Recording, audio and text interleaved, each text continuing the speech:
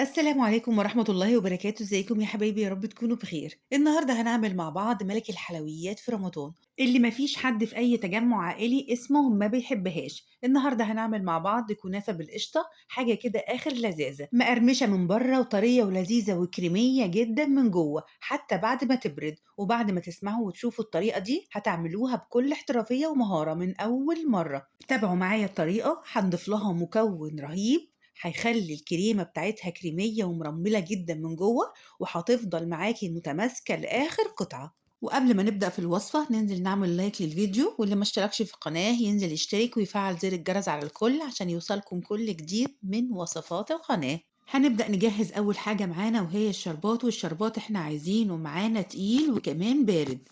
هنكون محضرين كوبايتين من السكر وعليهم كوباية ونص من المية، ونخلي بالنا الكوباية اللي عايرنا بيها السكر هي اللي هنعاير بيها المية عشان يطلع المعيار والمقدار مظبوط. ومعاهم عصير نص ليمونة، وننزل على المكونات بتاعتنا دي بباكت من الفانيليا بتخلي ريحة الشربات حلوة جدا. هنقلب بقى المكونات بتاعتنا على خفيف خالص، ونحاول واحنا بنقلب ما نخليش السكر يطلع على جوانب الحلة عشان الشربات بتاعنا ما يتكرملش ويسكر منا بعد ما يبرد. وعلى نار متوسطة لمدة 10 دقايق بس لحد لما يغلي، وبعد كده نركنه على جنب لغاية ما يبرد. نكون بقى محضرين الكنافة بتاعتنا زي ما احنا شايفين كده، نكون مطلعينها من الفريزر ومكسرينها ناعم. لو كسرتيها وهي لسه متفرزة طبعا هتبقى سهلة جدا بالنسبة لك. وممكن برضو لو جايباها طازة وفريش تحطيها في الكبة لفتين بساط خالص لحد ما تطلع معانا بنفس الشكل ده كده. وهننزل على الكنافة بتاعتنا، والوزن اللي معانا هو مقدار نص كيلو. هننزل عليه ب3 معالق سكر كبار، سكر ناعم، وهنخلطهم كويس جدًا. طيب مهمة السكر اللي معانا إيه؟ مهمة السكر البودرة هيخلّي الكنافة بتاعتنا متماسكة، يدّيها اللون الأحمر الدهبي الجميل اللي إحنا هنشوفه في الآخر. هنكون بقى محضّرين المادة الدهنية بتاعتنا، هو مقدار كوباية من السمن. السمنة اللي معانا ديّة سمنة بقري، ممكن تستخدمي السمنة المتاحة عندِك، أي نوع سمنة بتستخدميه، بس ما ينفعش في الكنافة طبعًا نستخدم زيت. يا إما تلتين الكوباية سمن والتلت الأخير زيت، بس الأكتر لازم تكون المادة الدهنية معانا هي سمن.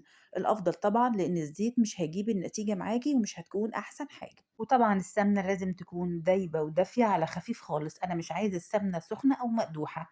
وزي ما إحنا شايفين كده أنا هافركها كويس جدًا مع الكنافة لحد ما تختلط كلها وتتغلف الكنافة بتاعتي كلها بالسمنة الدايبة. نيجي بقى لتالت حاجة هنحضّرها وهي الكريمة، وطبعًا زي ما قُلنا هنحط مكوِّن مهم جدًا، جدًا معانا، هيخلّي الكريمة بتاعتِك زي القشطة كده وناعمة ودايبة جدًا وبتدوب في البُق دوبان، ده غير التماسك بتاعها اللي هيبقى جوّه الكنافة.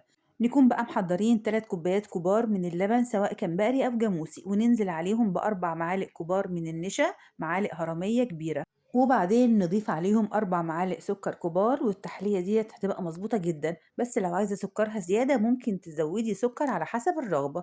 ونيجي بقى للمكون الرئيسي والأساسي معانا في الوصفة ديّة، واللي هيفرق معاكِ جدًا في قشطة الكنافة، هنضيف 3 معالق كبار من دقيق البسبوسة. المكون ده يا بنات هيفرق معاكِ جدًا، جدًا في قشطة الكنافة، وهيخلّي طعمها تحفة جدًا، حقيقي مش هتعمليها غير بالإضافة دي كل مرّة. وهننزل عليهم بباكت من الفانيليا، ونقلب بقى كده كويس جدًا لحد ما نحس إن خلاص النشا داب كله مع اللبن. وهنطلع بيها على نار هادية أو متوسطة، وتخلّي إيدِك على طول في التقليب لحد ما توصل معاكِ للقوام ده. وخلّي بالِك لو سبتيها على النار من غير تقليب ممكن تلزق معاكِ في الحلة وتتحرق. وعلى طول هنغطيها بكيس بلاستيك عشان الوش بتاعِك ما ينشفش ويعمل قشرة، والنتيجة بتاعة القشطة ما تطلعش أحسن حاجة. نكون بقى مجهزين الصينية بتاعتنا، نغلفها كويس جدًا بمعلقة كبيرة من السمن زي ما إحنا شايفين كده وما نستخسرش، لازم تكون متبطنة كويس بمعلقة محترمة من السمن، السمنة طبعًا اللي أنتِ استخدمتيها في الكنافة.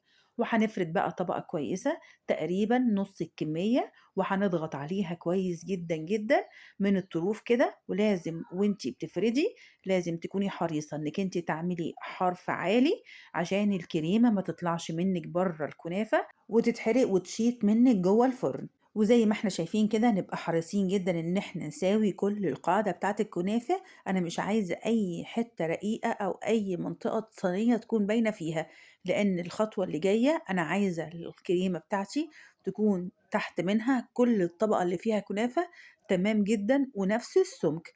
وعشان تطمني هتجيبي صينية أصغر منها وهتتّكي على كل المنطقة لقاعدة الصينية عشان تبقى كلها سِوَى واحد. هاجيب بقى كمية الكريمة بتاعتي وهانزل على كمية الكنافة اللي أنا فردتها في أرض الصينية أو في أرضية الصينية، وهافردها كده بالراحة واحدة واحدة لحد ما أملى كل الصينية بتاعتي بالكريمة، وهاسويها كده كلها علشان تبقى كلها نفس المستوى. هاسيب بقى الكريمة بتاعتي شوية حوالي 6 أو 7 دقايق لحد الوش ما ينشف ومنزلش بالكنافة لحد ما أتأكد إن الوش فعلا نشف شوية كده، وبعد كده أنزل بباقي الكنافة.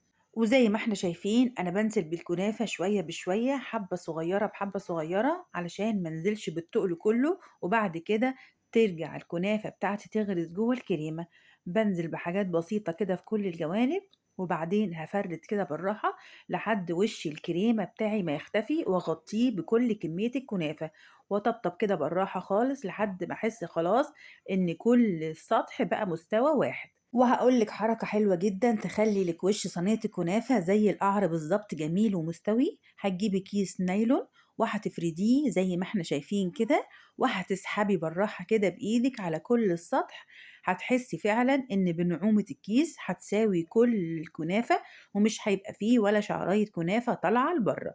شايفين ما شاء الله كلها بقت سِوَى واحد إزاي؟ هندخلها بقى على فرن ساخن مسبقا والنار تكون شغالة من تحت بس، وبعد كده نشغل الشواية من فوق لمدة 4 دقايق لحد ما تطلع ما شاء الله بالشكل ده كده. لو مش محتاجة تقلبيها خلاص خليها كده، لو مش هتعرفي، انما لو عندك صينية اكبر منها زي ما انا عملت كده هتحطيها على وشها وهتقلبي على طول الناحية التانية كده، وبعدين هتشيلي الصينية الصغيرة. شايفين ما شاء الله اللون طلع تحفة جدا. اللون الذهبي الجميل ده مش هيطلع غير بالخطوات اللي انا قلتلك عليها. وهننزل على طول بالشربات اللي كنا محضرينه قبل كده ويكون بارد، وواحدة واحدة كده هننزل على كل مساحة الكنافة، ولازم ما نسيبش ولا جنب من الكنافة إلا ونكون نازلين عليه بالشربات.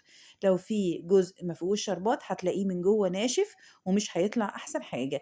شايفين ما شاء الله صينية الكنافة بعد ما سقيناها بالشربات اللون الذهبي الجميل، ومع التسوية المظبوطة ودرجة الحرارة المظبوطة هتطلع لك بالشكل ده. اللون الحلو ده بيدل ان هي مقرمشة وحلوة وناعمة جدا من بره، ده غير ان الكريمة كمان هنشوفها دلوقتي هتلاقيها ناعمة وكريمية كده وجوسي جدا من جوه. هنقلبها بقى في طبق التقديم يكون طبق مناسب لصينية الكنافة بتاعتنا، وهنقطع بقى الكنافة ونشوف الجمال وجمال الكريمة كده بتاعتنا من جوه وحلاوتها، وقد ايه ان هي متماسكة كمان حتى لما بتتقطع تحسي ان مفيش كريمة ابدا بتطلع منها من بره حتى ساعة التقطيع. وده بفضل كمية البسبوسة او سمية البسبوسة اللي حطيناها على الكريمة بتاعتنا، خلاها اكتر تماسك، وتقدري تتحكمي في قطعة الكنافة بتاعتك عشان تطلع حلوة في الطبق ساعة التقديم.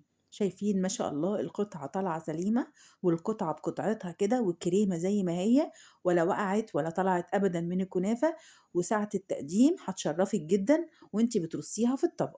وبكده نبقى خلصنا الفيديو بتاعنا النهاردة. أتمنى صينية الكنافة تكون عجبتكم، وأتمنى الطريقة تكون سهلة عليكم وتنفذوها وتطبقوها وسجليها عندك من ضمن أهم أطباق تحلية رمضان اللي هتحلي بيها بعد صلاة القيام. أتمنى تنزلوا تعملوا لايك للفيديو وتشيروا الفيديو مع أصحابكم وحبايبكم. أتمنى كمان اللي مشتركش في القناة ينزل يشترك ويفعل زر الجرس على الكل عشان يوصلوا كل جديد من وصفات القناة وتعليقاتكم اللي بحبها وبستناها على طول باستمرار. وبرحب طبعا بكل حبايبي ومتابعيني اللي بيتابعوا فيديوهاتي وبيشوفوها باستمرار. أتمنى لكم الصحة والسعادة وراحة البال، وما تنسونيش من صالح دعواتكم. والسلام عليكم ورحمة الله وبركاته.